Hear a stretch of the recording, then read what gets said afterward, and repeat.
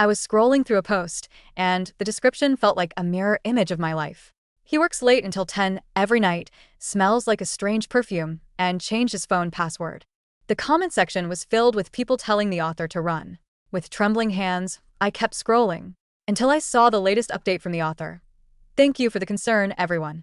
Today is our third anniversary, and he has a surprise ready for me. Meanwhile, my husband was currently in the kitchen, cooking our anniversary dinner. A sudden chill crawled up my spine. The light from my phone screen cast a ghostly glow on my face in the dimly lit living room. My thumb swiped mindlessly until a title caught my eye: 3 years of marriage, and he's changed. Impulsively, I tapped on it. The very first line made my heart skip a beat. He works late until 10 every night. When he comes home, he carries a sweet, unfamiliar perfume scent that makes my head spin. He even changed his phone password. It's no longer our anniversary. My blood rushed to my head, then drained just as quickly, leaving behind a cold, numb sensation. I gripped my phone so hard my knuckles turned white. Lately, Liam had indeed been saying his company projects were keeping him busy. And when he came home, he often carried a sweet, floral fruity scent, a perfume I never used. I had thought I was just being paranoid. Holding my breath, my trembling fingers scrolled down. The comment section was lively, filled with unanimous warnings. Girl, run. This is a classic textbook case. Don't hesitate. Start gathering evidence. I feel so bad for you. Dump him. Perfume smell plus password change equals he's cheating. Period. Every single comment felt like a block of ice slamming onto my heart. Yes, with such obvious signs, how could I? How could I still hold onto such ridiculous hope? My throat tightened. Almost self-destructively, I kept pulling the screen down, desperate to reach the end of the post. And then, I saw the author's latest reply from just a few minutes ago.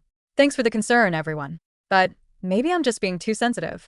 Today is our third wedding anniversary. He just mysteriously told me he's cooking dinner tonight to give me a surprise. Our third wedding anniversary. Those words felt like a poisoned dagger stabbing straight into my eyes. Today was also my third wedding anniversary with Liam. Almost at the same moment, a soft clatter came from the kitchen, the sound of a spatula hitting the pan.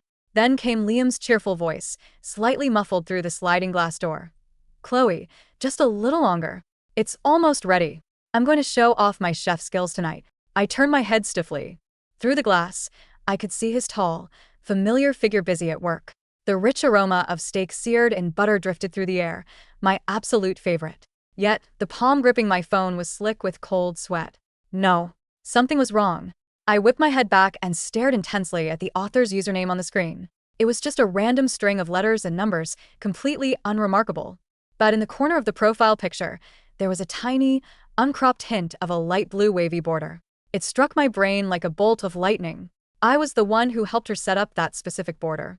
She had laughed and said back then, "This color is our little secret. Only you and I know it."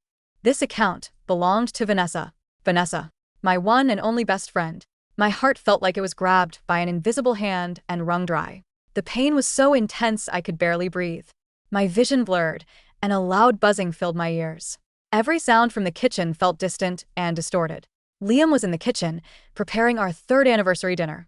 Vanessa was posting on Whisper, describing a cheating husband and claiming he was preparing a surprise for their third anniversary today. The late nights, the strange perfume, the changed password, every single memory flashed before my eyes, perfectly aligning with every word in Vanessa's post. It wasn't a coincidence. Absolutely not. Chloe? Liam slid open the kitchen door. What are you daydreaming about? Are you hungry? It'll be quick. The soup just needs to simmer a bit longer. He looked at me, his eyes seemingly filled with nothing but love. I watched him wipe his hands naturally and walk over. I looked at his slightly open collar, where another sweet scent might have lingered just hours ago. And on my phone, the post Vanessa made was silently screaming, ripping apart this warm, loving illusion. I instinctively flipped my phone face down on my lap. Liam didn't seem to notice my reaction. He bent down close to me. "What's wrong? You look a bit pale. Are you feeling okay?" His voice was dripping with concern. I flinched back, dodging his touch. The movement was too sharp. Liam froze for a second, a flash of confusion crossing his eyes, but he quickly masked it with a smile. "Really starving, huh? Hang in there.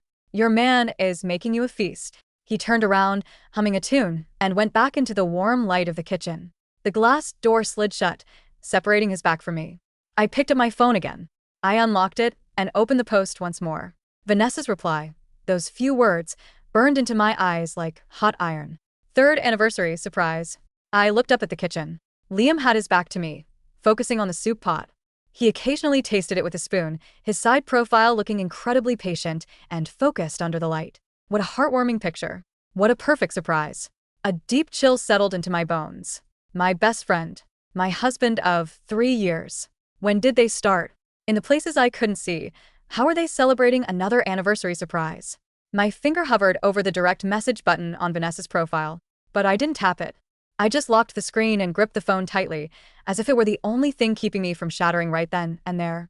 Then, I slowly straightened my back, took a deep breath, and swallowed the bitter taste in my throat. Liam, I called out, my voice so calm it surprised even me. Do you need me to set the table? No, no. You're the queen today. Just sit and relax. He waved his sauce-stained fingers, his eyes overflowing with tenderness. Oh, by the way, that white wine you wanted to try last time? I chilled it. Should I open it now to let it breathe? We had passed by that wine in the supermarket last month, and I had casually mentioned it would go well with steak. He actually remembered. I recalled him just giving a lazy grunt back then while looking at his phone. I had assumed he wasn't even listening. A wave of bitterness rushed up my nose. Sure. I replied in the same light tone, even forcing a smile. Whatever you think is best. He answered happily and turned to grab the wine from the cabinet. The glass door reflected his humming silhouette. The clinking of silverware echoed as Liam began to set the dishes on the table. A perfect anniversary dinner. Every detail showed immense effort. If I hadn't seen that post 10 minutes ago, I would probably have thrown myself into his arms, feeling like the luckiest woman in the world. But now, every exquisite dish felt like a silent slap to my face. Here, take a seat. Liam pulled out a chair for me, his hand naturally brushing my shoulder. I lowered my eyes, avoiding his gaze, and sat down. He sat opposite me. He had just lit the candles, and the flickering flames made his handsome face look even more deep and romantic. He raised his glass, looking at me intensely. Happy 3rd anniversary, Chloe. Thank you for these 3 years. I'm so glad to have you. This looks amazing. When did you secretly learn how to cook like this? I asked, cutting my steak, trying to sound casual. Oh, just lately. I've been looking up recipes online, wanting to surprise you today. He smiled, but his eyes seemed to drift for a fraction of a second before he looked down to sip his soup. I'm glad you like it. Lately, looking up recipes. My heart sank. When did Vanessa start posting? It seemed to be, lately too. Is work still that busy? You've been staying so late every night. I looked up, staring straight at him. Liam's hand cutting the steak hesitated for a barely noticeable second. Yeah. A major project is wrapping up, and it's been a headache. His tone was perfectly normal, even carrying a hint of playful complaining. Once this phase is over, I'll take you on a trip. I'll make it up to you. Oh. I nodded, acting casual. By the way, you always have this scent on you lately. Did the office get a new air freshener? It's pretty unique. His hand holding the fork went stiff. He looked up at me, a flash of panic crossing his eyes before he quickly covered it up. Really? Maybe it's a colleague's perfume. The office air gets pretty mixed up. He forced a smile, looking a bit strained. You don't like it? I'll be more careful. A colleague's perfume. A sweet, fruity scent. Vanessa's absolute favorite style. I didn't push further. I just ate in silence. The dinner ended in an almost suffocating quiet. Suddenly, Liam put down his utensils and stood up. I almost forgot. I have another surprise. He walked into the study. When he came out, he was holding a beautifully wrapped velvet box. He walked over to me and got down on one knee, just like when he proposed 3 years ago. He opened the box. Inside was a diamond necklace with a star and moon pendant, sparkling brilliantly under the candlelight. It was gorgeous and very expensive. I saw you dog-eared this page in a magazine last time. I figured you'd like it. He looked up at me, his eyes full of sweet anticipation. Do you like it, Chloe? I looked at the necklace, then at him. The dog-eared magazine. Right, I did do that, but even I had forgotten about it. In this moment, a massive wave of absurdity and disgust washed over me. He remembered a dog-eared magazine. He remembered a casually mentioned wine. He remembered every superficial detail. But he had given his true passion, and perhaps another anniversary surprise, to Vanessa. It's beautiful, I said dryly, without reaching out to take it. The excitement on Liam's face slowly froze, turning into confusion and a hint of anxiety. What's wrong? Are you feeling sick? Or do you not like the design? I took a deep breath and finally looked him dead in the eye. Liam. My voice was quiet but crystal clear. Is this your only surprise? He froze. I picked up the phone that had been sitting on my lap, unlocked it, and turned the screen toward him. The whisper post, specifically Vanessa's latest comment about her third anniversary surprise, was displayed clearly in front of his eyes. Time seemed to stop. The color drained from Liam's face instantly, leaving him deathly pale. Watching him react like this, the last shred of my hope withered away. This necklace, I said slowly, each word dropping like ice on a stone floor. Does Vanessa have one too? Or did you get her something even more special for your other surprise? Chloe, let me explain. He suddenly snapped out of it, trying to stand up and grab my hand. I dodged him. I stood up and looked down at him. Explain what? A bitter, ugly laugh escaped my lips. Explain how you can cook an anniversary dinner for me while spending another third anniversary with my best friend? Explain the perfume, the changed password, and all those nights you worked late? I picked up the expensive diamond necklace, put it back in its box, and pushed it across the table to him. Liam, both of you make me sick. I have nothing going on with her. I didn't betray you, Liam almost yelled. He stood up so fast his chair scraped loudly against the floor. Vanessa, she's delusional. She made those posts up on purpose to show you. She's trying to break us up. Chloe, you have to trust me. Trust him? With what? And the perfume? My voice was quiet, but it cut right through his shouting. That sweet scent she always wears. How did it get on you? Over and over again. Liam's lips trembled violently. His eyes darted around, avoiding my gaze. I don't know. Maybe in the elevator, or during meetings. The office is crowded. Plenty of people use the same perfume. Why did you change your password? I pressed on, giving him no room to breathe. I just felt the old password wasn't secure. I wanted to change it. What's wrong with that? Don't I even have the freedom to change my own phone password? Really? I looked at him, my heart sinking to the absolute bottom. Then what is your new password? Our anniversary, or her birthday? That question hit him like a sledgehammer. His face turned from pale to ash gray. His mouth opened, but not a single word came out. His sudden rigidity and guilt spoke volumes. All those nights you worked late until 10, I continued, my voice growing colder and steadier. Where were you? Who were you with? Should I call Vanessa over to clear this up? Or should we check your car's dashcam and your credit card history? Chloe, he snapped, his voice cracking with sheer panic and anger. Do you have to be like this? Do you have to investigate me? Is there no trust left between us? I work my ass off out there every day for this home, for you, and you don't even trust me? Trust. He actually dared to bring up trust at a time like this. I watched his flushed, agitated face. He looked like a clown, trying his hardest to perform a monologue full of plot holes. He didn't offer a single real explanation. He just denied, accused, and tried to guilt-trip me with his sacrifices for the family. I saw the anger drain from him like a deflating balloon, leaving only panic. The last tiny spark of warmth in my heart died in this dead silence. The password. Show me now. Or, I paused, you pack your bags and get out tonight. Liam stood there, frozen, as if pinned by my words. Chloe, do you really have to push me like this? His voice sounded like sandpaper. It's my privacy. Privacy? I took a step closer, staring into his dodging eyes. You have two choices. No third option. Right now. A few seconds of silence felt like an eternity. Finally, agonizingly slowly, he pulled out his phone. Paywall node. He closed his eyes and pressed his thumb hard against the screen. The phone unlocked, and the screen lit up. Liam's hand trembled so violently that his thumb slipped twice before the scanner registered his print. Click. The screen lit up, revealing the home grid. I didn't give him the chance to pull away. I reached out, my fingers swift and unyielding, and snatched the phone straight out of his hand. Chloe, wait. Liam lurched forward, his hands outstretched, but I stepped back, slamming my hip against the edge of the dining table. The diamond necklace box rattled against the polished wood. Stay right there, I commanded. My voice didn't shake. It was flat, ice cold, and lethal. Liam froze.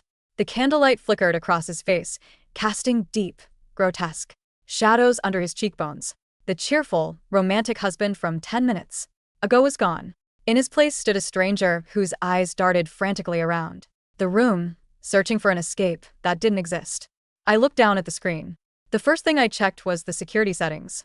My fingers navigated to the passcode menu. Enter current passcode. I typed our anniversary, 0914. Incorrect passcode. I felt a hollow thud in my chest, a final confirmation of the truth I had tried. So hard to deny. I looked up at Liam. What's the code? He swallowed hard, his throat bobbing nervously. Chloe, please. What is the code, Liam?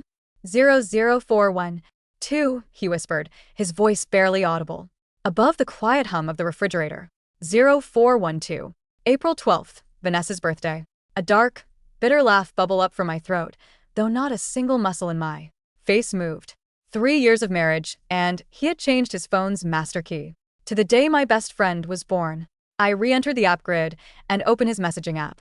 At first glance, the top conversations were mundane. Work group chats, his mother, a few college buddies. But then I noticed a contact pinned near the bottom, saved under the name vendor, Sparkle. I tapped it. The chat history was long. Pages and pages of media files, voice notes, and location pins. I didn't need to read every line to understand the horror of what had been happening behind my back. My thumb flicked up the screen, taking in fragments of their secret life. Sparkle. Is she asleep yet? I miss you. Liam. She took a sleeping pill. I can. Come over for an hour. Leave the door unlocked. Sparkle. Don't forget the perfume I bought you. I want you to smell like me when you go back to her. It drives me crazy knowing she has to breathe me in. Liam, you're wicked. I love it. My breath hitched. I swallowed down a surge of bile.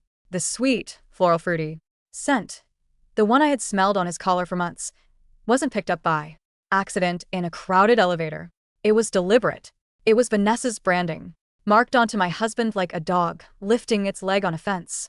I scrolled down further, reaching today's exchange. Sparkle. Did you get her the star and moon necklace I picked out? Liam, yeah. Exactly the one you pointed out in the magazine. Sparkle, good. Make her wear it. Tonight. Take a picture of her wearing it and send it to me. I want to see her wearing my leftovers while you pretend to love her. Liam, you're cruel, Van. Dinner's almost ready. I'll hurry up, give her the gift, and tell her I have an emergency shift at 11. See you at the loft. The world seemed to spin on its axis. The air left my lungs in a sharp, ragged gasp. The star and moon necklace lying on the table, it wasn't a sweet gesture. Remembered from my dog-eared magazine. Vanessa had picked it out. Vanessa had orchestrated this entire night. They weren't just cheating. They were playing a twisted, sadistic game with my life, deriving pleasure from how thoroughly they could humiliate me without my knowledge. And the whisper post? It wasn't a slip-up. Vanessa wanted me to find it. She was dropping breadcrumbs wrapped in the blue wavy border she knew I would recognize, teasing me, waiting for me to snap. Chloe. Liam took a hesitant step toward me, his hands raised in surrender. Tears were streaming down his face, a pathetic display of delayed guilt. It's not what you think. She dragged me into this. She threatened me. She threatened you? I asked, my voice terrifyingly calm. I held up the screen. Did she threaten you when you told her she was wicked and that you loved it? Did she force you to book a loft downtown under your company credit card? Liam's face drained of what little color remained. I made a mistake. A horrible, disgusting mistake. I was stressed with work, and she was always there. She seduced me, Chloe. You know how she is, she's obsessed with taking what's yours. Don't blame her for your own weakness. I spat, the disgust thick in my mouth. You walked into her bed with your eyes wide open. You lied to my face every single night for months. You let me sit here, feeling like a paranoid lunatic, while you two laughed at me. I quickly opened his share settings, airdropped the entire chat export, photo, gallery, and location logs to my own phone, and deleted the transfer history from his device. Then, I tossed his phone onto the table. It slid across the wood and clattered against his wine glass, sending red liquid splashing onto the pristine white tablecloth like fresh blood. Get out, I said. Liam blinked, stunned. Chloe, please, it's our anniversary. Let me fix this. I'll cut her off right now. I'll block her number, I'll quit my job, I'll do whatever you want. He dropped to his knees, wrapping his arms around my legs, sobbing loudly. A few hours ago, this sight might have broken my heart. Now it only filled me with deep, unadulterated revulsion. I kicked my foot back, prying his grip off my ankles. If you are not out of this house in 10 minutes, I said, leaning down so my eyes were inches from his, I will send every single screenshot, every voice, Note, and every photo from that chat to your mother, your CEO, and every mutual friend we have.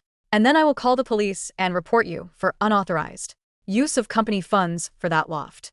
Liam's frantic pleas stopped instantly. The crying ceased, replaced by a cold, calculating fear. He knew I meant every word. He slowly pulled himself up off the floor. He didn't look like a dashing Corporate rising star anymore. He looked like a cornered rodent. "You're being hysterical," he muttered, trying to regain some semblance of control. "You're ruining 3 years over a temporary lapse in judgment." 10 minutes, Liam, I said, pulling out my phone and starting a timer. 9 minutes and 50 seconds. Without another word, Liam turned and sprinted toward the bedroom. I stood alone in the dining room. The aroma of butter-seared steak and simmering soup still hung in the air, heavy and sickeningly rich. I walked over to the table, picked up the velvet box containing the star moon necklace, and threw it directly into the trash can under the sink. 5 minutes later, the heavy thud of a suitcase rolling across the hardwood floors echoed down the hallway. Liam appeared at the front door, a duffel bag slung over his shoulder, and a carry-on in hand. He paused at the threshold, holding his phone, his jaw tight. "I'm going to a hotel. We'll talk when you've calmed down." "Don't bother calling," I replied, staring straight ahead. "My lawyer will contact you by tomorrow afternoon." The door slammed shut. The silence that followed was suffocating. I stood in the middle of the dark living room, illuminated only by the faint glow of the streetlights outside. My knees finally gave out. I collapsed onto the sofa, my body shaking violently. But I didn't cry. Not a single tear fell from my eyes. The grief had already burned away, leaving behind a cold, sharp, crystal clear ashes of pure fury. Vanessa thought she was playing a game. Liam thought he could spin his way out of a disaster. They had mistaken my quiet, gentle nature for weakness. They had forgotten who I was before I became Liam's quiet wife, a woman who spent 4 years top of her class in corporate law before stepping back to support her husband's fledgling career. I unlocked my phone, opened my contacts, and dialed a number I hadn't called in 3 years. The line rang twice before a deep, authoritative voice answered. "Chloe, it's late. Is everything all right?" "Uncle Marcus," I said, my voice steady and sharp as a scalpel. "I need the best forensic accountant and the nastiest divorce attorney in the city. And I need them by 8 o'clock tomorrow morning." At 7:30 a.m. the next morning, I was sitting in the corner booth of an upscale, discreet diner 3 blocks from my apartment.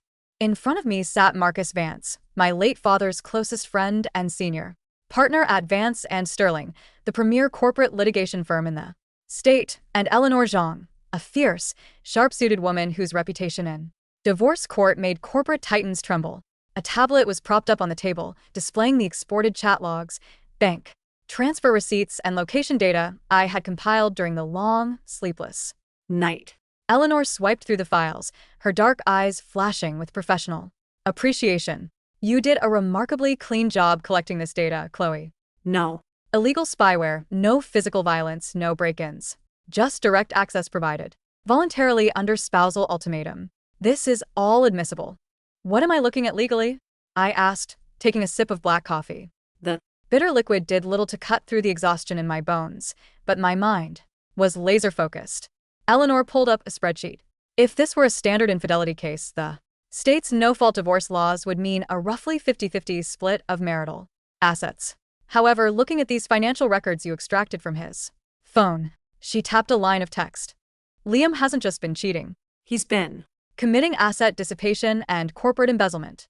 Marcus leaned forward, his expression grave. "Explain, Eleanor." "Over the past 8 months, Liam transferred over $350,000 from your joint investment accounts into a shell company called VNL Global Enterprises," Eleanor explained, pointing to the transaction history. "He registered this company under Vanessa's maiden name. They've been using it to lease a luxury loft, purchase high-end jewelry, and cover expensive travel expenses under the guise of consulting fees." My hand clenched into a tight fist under the table. 350,000 $200. That was money my father had left me, funds meant to serve as a down payment for our dream house. Liam had been draining my inheritance to fund his dirty little love nest with my best friend. "That's grand larceny and fraud," Marcus said, his voice dropping an octave. If "We file criminal charges, Liam won't just lose the divorce. He'll go to federal prison. And Vanessa will be indicted as an accomplice. No, I said softly. Both Marcus and Eleanor looked at me in surprise. Not yet, I clarified, looking up at them. Putting them in handcuffs today is too easy. Liam loses his job, Vanessa gets a mugshot, and they drag this out through criminal proceedings for years while playing the victims. I want them to lose everything before they even realize the trap has sprung. Eleanor smiled, a slow, predatory smile that proved why she was worth every penny of her retainer. I like how you think. What's the plan? Liam thinks I'm an emotional wreck sitting at home waiting for an apology, I said coldly. He thinks he holds the upper hand because he believes I'm too weak and too dependent on him to burn down my own life. Vanessa thinks she's won her little psychological game. I leaned in closer to the table. Liam's firm, Apex Strategies, is hosting their 10th anniversary corporate gala this Friday night. My family's foundation is one of their largest institutional donors, and Vanessa's boutique agency was hired to handle the PR and event media. Marcus's eyes lit up. The big stage. Precisely, I said. Liam is up for a promotion to senior managing partner that night. Vanessa is expecting to land a multi-year retainer with Apex. They think Friday will be the pinnacle of their success. And you want to turn it into their execution ground, Eleanor finished.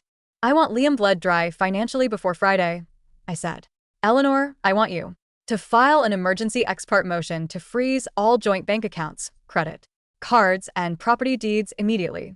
Cite evidence of asset dissipation. Do it quietly so he doesn't get served until noon today. Consider it done, Eleanor said, already typing on her laptop. His personal credit cards will be declined by lunch. What about Vanessa? Marcus asked. I pulled out my personal phone and looked at the chat icon. Vanessa had sent me 3 text messages over the past hour. Vanessa, Chloe. Hey babe, are you okay? You didn't reply to my messages last night. How was the anniversary dinner? Did Liam give you the surprise? Vanessa. Call me when you get this. I'm worried about you. Vanessa, Chloe? I looked up at Marcus. Vanessa wants a show. I'm going to give her one. I'm meeting her for coffee at 10. At 10 a.m., I stepped into the Velvet Bean, an artisanal coffee shop located in the heart of the financial district. Vanessa was already sitting at our usual corner table near the window. She looked effortlessly chic in a cream-colored cashmere sweater, her long, curled hair falling over her shoulders. On her left wrist sparkled a thin, diamond tennis bracelet, a piece of jewelry I knew for a fact Liam had paid $12,000 for 2 months ago. As soon as she saw me, her face shifted into a look of deep, dramatic concern. She jumped up from her chair and rushed over, throwing her arms around me. Oh my God, Chloe, she exclaimed, hugging me tightly. As her body brushed against mine, a heavy wave of sweet, floral fruity scent washed over my senses.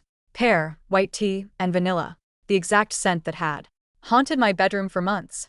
It took every ounce of willpower in my body not to gag. I forced my muscles to relax and let her hug me. I was so worried about you. Vanessa pulled back, holding me at arm's length, her eyes scanning my face. You look so tired, babe. What happened? Did something go wrong last night?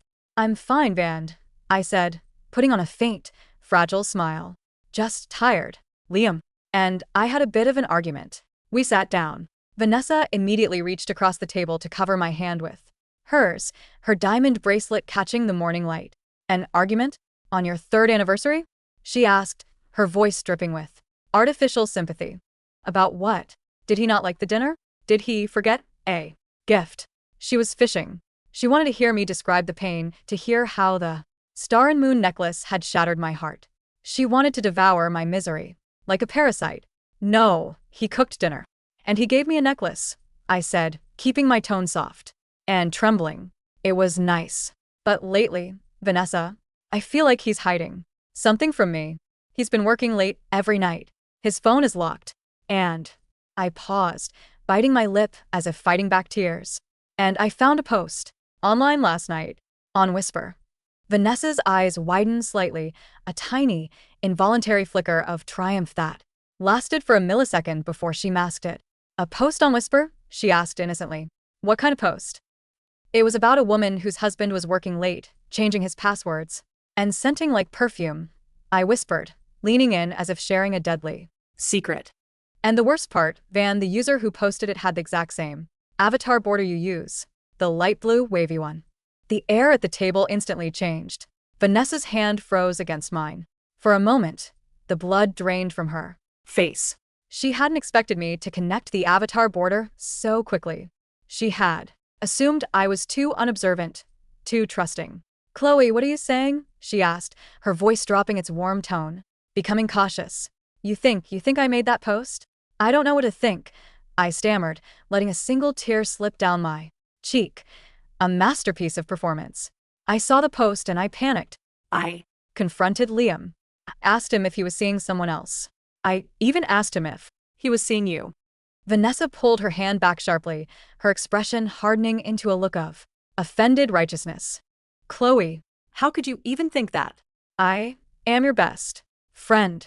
I've been by your side since college. How could you accuse me of something so disgusting? I didn't want to. I sobbed, dabbing at my eyes with a tissue. But Liam, when I brought it up, he panicked. He grabbed his things and walked out. He said. I was being paranoid and hysterical. He left me alone on our anniversary night. Vanessa. Vanessa sat back in her chair, her brain clearly working at lightning speed. She Was evaluating the situation. In her mind, the narrative was unfolding perfectly. Chloe was broken, paranoid, and driving Liam away. Liam had left the house in anger. The marriage was crumbling, just as she had planned. The panicky look on her face vanished, replaced by a smooth, predatory composure. Chloe, Vanessa said, her voice dropping into a low, soothing purr. Look at me. I looked up, my eyes wide and bloodshot. Liam is gaslighting you, Vanessa declared flatly. If he reacted that violently just because you questioned him, it means he is hiding something. Maybe not with me, because I would never, ever betray you, but with someone else. At his office. You know how toxic his corporate environment is. You think he's cheating with someone else? I asked weakly. I'm almost certain of it, Vanessa lied smoothly, taking a sip of her latte. Think about it. The late nights, the perfume, the changed passwords. Classic. signs. And instead of reassuring you on your anniversary, he abandoned you? A Good man doesn't do that, Chloe. A guilty man does. She was pushing me to file for divorce. She wanted me to initiate the split so Liam could walk away with a quick settlement and hand over my money to her. What should I do, Van? I whimpered. I feel so lost. Vanessa leaned over the table, her eyes glittering with cold ambition. You need to protect yourself, babe. Don't let him walk all over you. Hire a lawyer. Audit His finances before he can hide anything. Dump him before he dumps you. I stared at her, feeling a profound, terrifying awe at the sheer depth of her malice. This woman had shared my dorm room, eaten at my family's table, and stood as my maid of honor. And here she was, calmly guiding me toward a cliff, eager to watch me fall.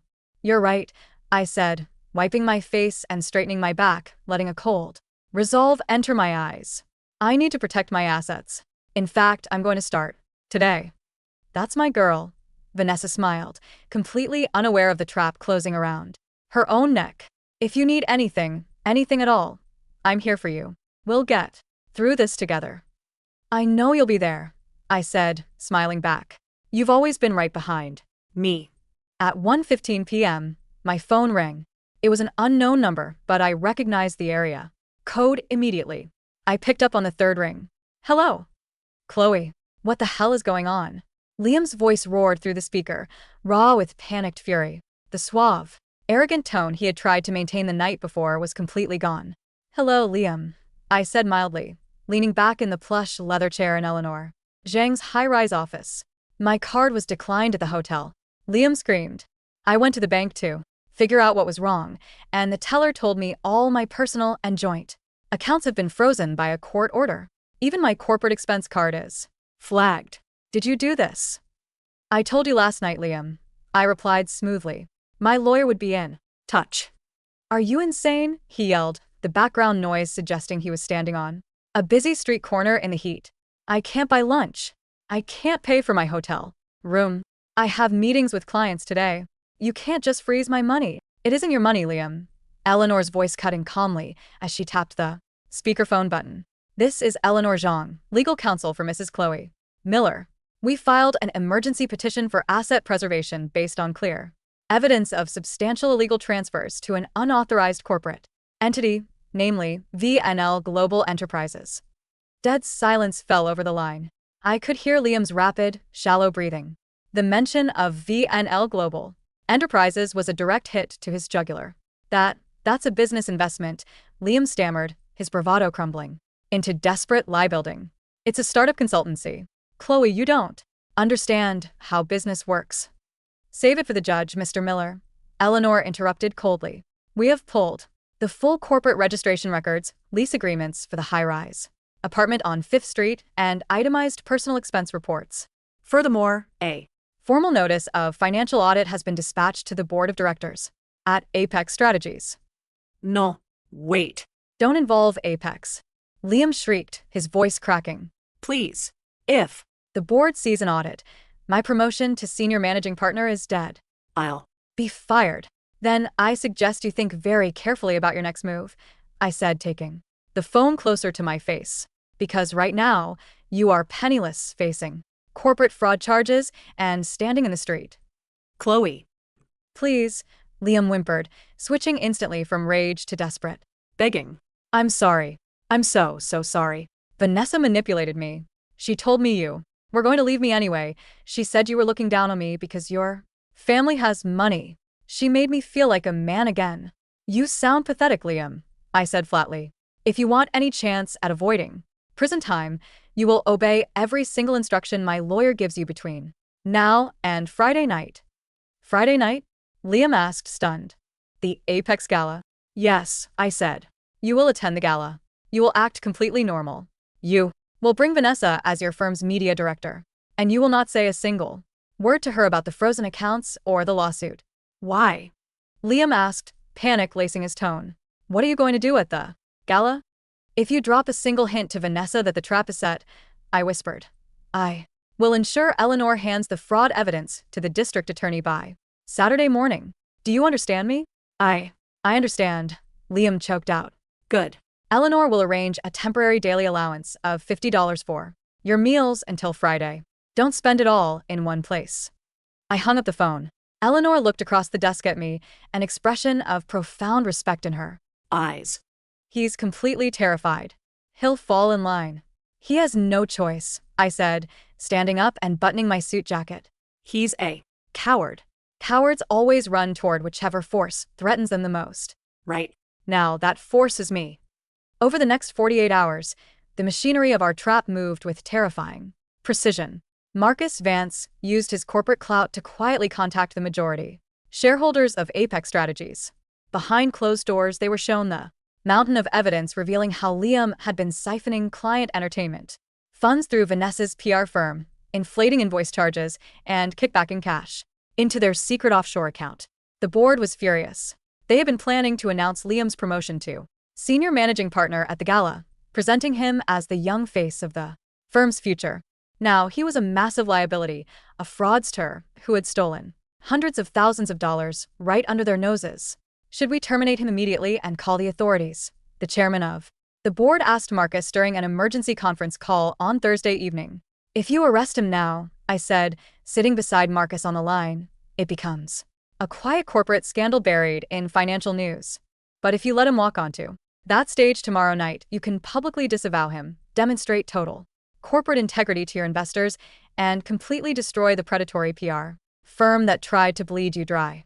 The chairman paused on the line for a long moment. Mrs. Miller, you are your father's daughter. We will follow your lead. Friday evening arrived.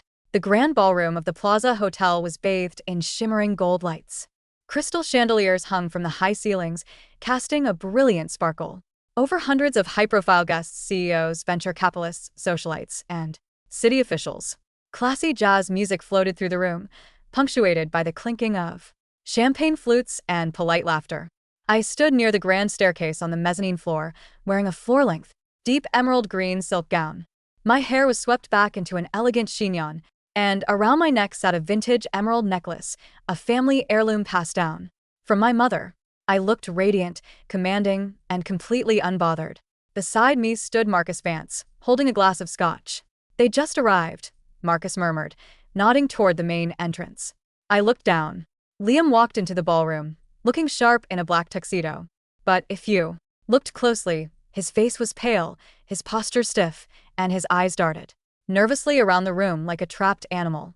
He had spent the last 3 days living in a budget motel on $50 a day, terrified that any wrong move would send him to prison. Beside him walked Vanessa. She was breathtaking and utterly obnoxious. She wore a backless, fiery red dress, designed to draw every eye in the room. She was practically vibrating with arrogance, clutching Liam's arm tightly, whispering in his ear, and smiling at the photographers lined up near the press wall. She believed tonight was her crowning moment. Tonight, Apex Strategies was announcing a 5-year contract extension with her PR agency. Tonight, Liam was becoming senior managing partner. In her mind, she had stolen the man, secured the money, and conquered the city's elite. Look at her, Marcus chuckled softly. She has no idea she's stepping onto a scaffold. Let's go down and say hello, I said smoothly, taking a glass of sparkling water from a waiter's tray. We descended the stairs. Vanessa saw me first. Her eyes widened slightly in surprise, but she quickly recovered, a wide, triumphant fake smile spreading across her painted lips. Chloe, Vanessa called out, towing Liam along as she marched over to me. Oh my God, I didn't think you'd make it tonight. Heaven, you know everything you're going through. She looked at my stunning emerald gown, and for a split second, a flash of pure jealousy crossed her features. She had expected me to show up looking haggard, broken, and defeated. Instead, I looked like royalty. I wouldn't miss Apex's big night for the world, Vanessa, I said smoothly, offering a polite nod. Hello, Liam. Liam looked at me, his eyes filled with sheer, unadulterated terror. He swallowed hard, his throat dry. See, Chloe, you look beautiful, doesn't she? Vanessa interjected quickly, tightening her grip on Liam's arm in a glaring display of possession. It's so brave of you to come out in public. Chloe. Liam told me you two are taking some space. It's so sad, but honestly, sometimes people just grow apart, right? She was openly mocking me, marking her territory right in front of my face, confident that I was too weak to fight back in public. People don't always grow apart, Vanessa, I said, taking a quiet sip of my water. Sometimes, one person is just a parasite and the other finally decides to use pesticide. Vanessa's smile faltered. Excuse me? Before she could speak further, the chiming of a microphone echoed through the ballroom speakers. Ladies and gentlemen, the master of ceremonies announced. May I have your attention, please? We are about to begin the main presentation and corporate announcements. Please gather near the main stage. Oh, that's us. Vanessa squealed, her arrogance returning instantly. She tugged on Liam's arm. Come on, Liam. The CEO is going to announce your promotion and our firm's partnership. Liam looked like he was about to throw up. He cast a desperate, pleading look back at me as Vanessa dragged him toward the front of the stage. I walked slowly behind them, standing near the center aisle alongside Marcus, Vance, and Eleanor Zhang, who had quietly slipped into the back of the room. The CEO of Apex Strategies, Arthur Pendleton, a formidable man in his late 60s, stepped up to the podium. The crowd applauded warmly. Thank you, everyone, Arthur said, his voice booming clearly over the sound system. Tonight, as we celebrate 10 years of Apex Strategies, we look toward the future. A future built on integrity, trust, and relentless dedication to our investors.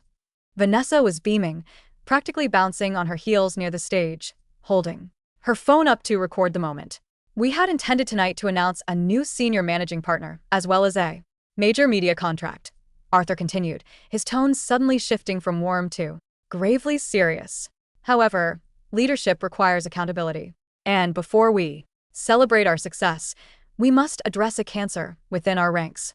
A confused murmur rippled through the crowd of hundreds. Vanessa frowned, looking around in confusion. Liam dropped his head, his hands trembling violently.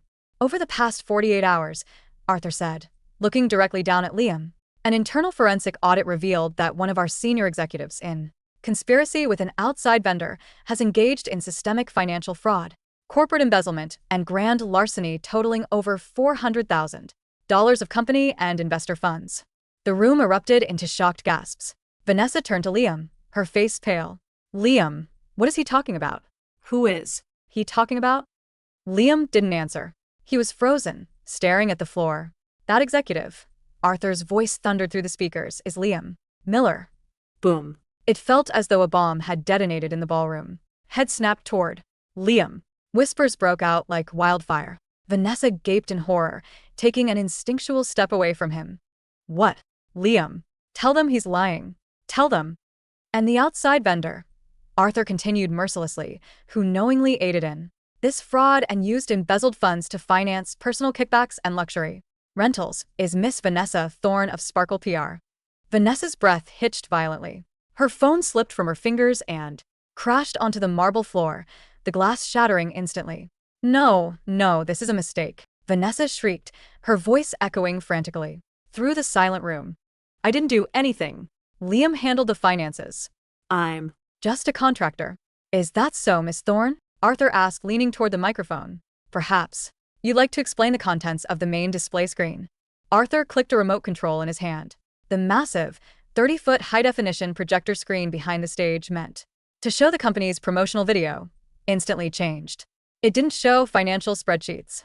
It displayed a massive, crystal-clear collage of the exported chat logs, bank, wire transfers, and high-resolution photos taken from Liam's phone.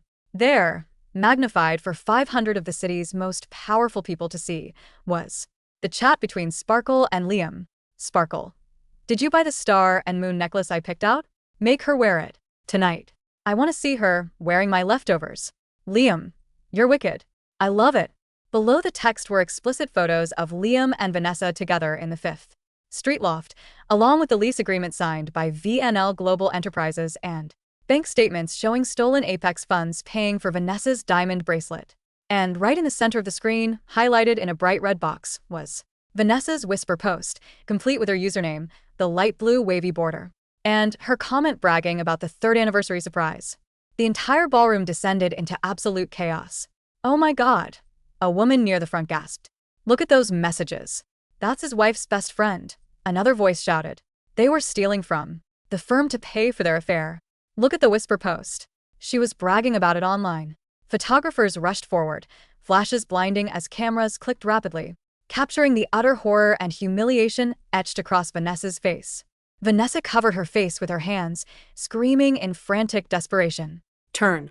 It off. Turn it off. This is illegal. This is defamation. She spun around, looking for an exit, her eyes wildly scanning the crowd until her gaze landed squarely on me. I was standing at the end of the aisle, holding my glass of water, watching her, with a cool, serene expression. In that instant, the terrible realization struck Vanessa like a physical blow. I hadn't been broken. I hadn't been paranoid. I hadn't been guided by her advice. I had set the stage, lit the fuse, and delivered her straight to her public execution. The whisper post, her proud little secret, was the very rope I had used to hang her. You, Vanessa shrieked, her voice turning into an ugly, feral screech. She Shoved past guests, marching toward me with her fingernails clawed out. You bitch. You did this. You ruined my life. She lunged at me. Before she could reach me, 2 tall, burly security guards stepped forward, grabbing her by her arms and twisting them behind her back. Get your hands off me, Vanessa screamed, thrashing wildly in her red gown, her hair falling out of its neat style into a messy, frantic tangle. Chloe, you psychopath. Liam never loved you. Do you hear me? He hated you. He was Disgusted by you. That may be true, Vanessa, I said quietly, stepping forward so only she could hear my voice above her screaming. But tonight he's broke. And you are going to prison. At that exact moment, the heavy oak doors of the ballroom swung open. 4 uniformed officers from the Financial Crimes Unit of the City Police Department strode into the room, led by Detective Miller. Liam Miller? Vanessa Thorne, the detective announced loudly, pulling out 2 formal arrest warrants. You are under arrest for grand larceny, corporate embezzlement, and wire fraud. You have the right to remain silent. Liam dropped to his knees right there on the carpet, weeping loudly, burying his face in his hands, completely broken. The officer stepped forward, pulling Liam's hands behind his back and clicking heavy steel handcuffs around his wrists. Another pair of officers grabbed Vanessa, snapping cuffs onto her wrists despite her violent kicking and screaming. The crowd pulled back, filming the scene on their phones as the city's former rising star and her PR director were paraded through the center aisle in handcuffs, led away toward the police cruisers waiting outside. As Vanessa was dragged past me, her eyes met mine one last time. The smug, cruel, manipulative woman who had tried to destroy my life was gone. In her place was a terrified, ruined outcast whose reputation, career, and freedom had vanished in a single night. I didn't smile. I didn't mock her. I simply took a slow sip of my water and turned my back on her as the doors Closed. 3 months later, the early morning sun streamed through the floor-to-ceiling windows of my new penthouse apartment overlooking the river. The space was bright, minimalist, and quiet, filled with the scent of fresh white lilies and morning coffee. I sat at the kitchen island, a tablet open in front of me, reviewing the final legal documents sent over by Eleanor Zhang. The court proceedings had moved with astonishing speed.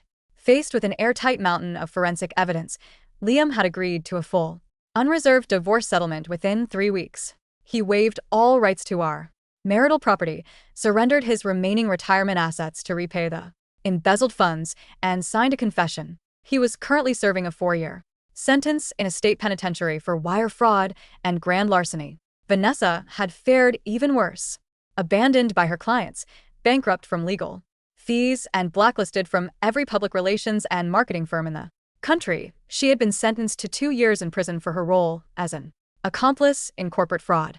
Her boutique agency had dissolved overnight. The Whisper account and the story of the blue wavy border had become a famous cautionary tale across online forums, a legendary example of what happens when a mistress mistakes a wife's composure for weakness. My phone chimed with a text message. It was from Eleanor. Eleanor, the final divorce decree has been signed by the judge and filed with the county clerk. You are officially completely free, Chloe. Congratulations. I attached my digital signature to the final document, closed the tablet, and looked out the window at the expansive blue skies stretching over the city. There was no sadness left in my heart. No lingering pain, no phantom scent of sweet perfume, no haunting memories of late nights and broken trust. I picked up my coffee cup, walked out onto the sunlit balcony, and felt the cool, morning breeze brush against my face. I had spent 3 years living in the shadow of a man's lies, bending myself to fit his world, trusting a friend who was plotting my demise. But as I stood high above the city, feeling the warmth of the sun on my skin, I knew one thing with absolute certainty. The game was over, and I had won.